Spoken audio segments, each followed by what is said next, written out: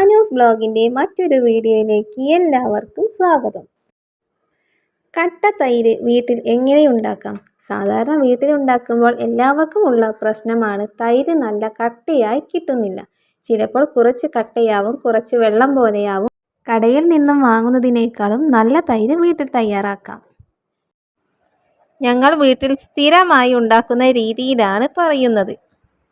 ചിലർക്ക് തൈര് അധികം പുളിയാണ് ഇഷ്ടം, ചിലർക്ക് പുളിക്കാത്ത തൈരാവും. അങ്ങനെ 2 തരത്തിലുള്ള തൈരും നമുക്കിതിൽ ഉണ്ടാക്കിയെടുക്കാൻ പറ്റും. 1 ലിറ്റർ പാലിലാണ് തൈരുണ്ടാക്കുന്നത്. പാല് ഇളക്കി വേണം തിളപ്പിക്കാൻ. തിളപ്പിച്ച് പാല് നല്ല രീതിയിൽ കുറുകി വരും. പാലിലെ ജലാംശം മുഴുവൻ വറ്റുന്നത് വരെ വേണം തിളപ്പിക്കാൻ. പാല് ചൂടാറാനായിട്ട് വേറൊരു പാത്രത്തിലേക്ക് മാറ്റി വയ്ക്കുക. ചെറിയ ചൂടോടുകൂടി വേണം തൈര് നമ്മൾ ഒഴിക്കാനായിട്ട്.